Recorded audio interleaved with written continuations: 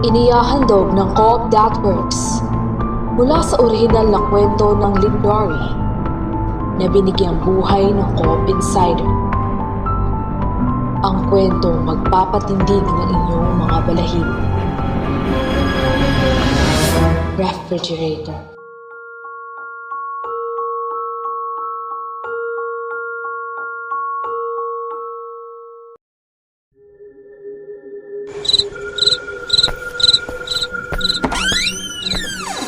Gilbert, anong oras na? Bakit ngayon ka lang? Ilang araw ka nang umuwi ng gantong oras Nakalimutan mo na bang may inuuwian ka pang bahay? Sigaw ko sa aking kasintahan. Hating gabi na naman kasi siyang umuwi. Tinitigan niya lamang ako habang blanko ang emosyon, sabay ang pag-upo niya sa sofa. Yumuko si Gilbert habang ginugulo niya ang kanyang buhok na para bang naiinis at nababalisa sa sinabi ko. O ano? Naiinis ka? Hindi ka naman dating ganito Simula nang lumipat tayo rito nang iba ka na. Lagi ka na lang late umuwi. Baka nakalimutan mo na buntis ako. Singhal ko. Tapos ano?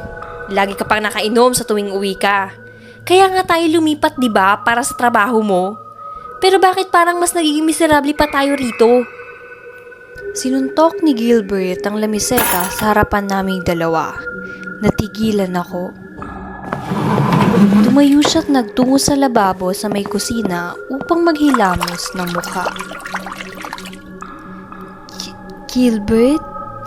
Mahinahon kong sambit. Sinundan ko si Gilbert na may halong kaba sa aking dibdib. Mahal, pasensya ka na. Dala lang yun ang pag-aalala ko sa'yo. Wika ko. Tumingin ulit sa akin si Gilbert. Ngunit sa pagkakataong ito, naaninag ko ang takot sa kanyang mga mata. Tama na Joyce. Pinatahimik ko na kayo, diba? Tama na. Lubayan mo na ako. Galit niyang sabi. Napatingin ako sa salamin na nasa harap ng lababo. Doon, bumalik sa akin ang alaala noong nakaraang gabing nag-away din kami ni Gilbert dahil sa oras ng kanyang uwi. Oo nga pala.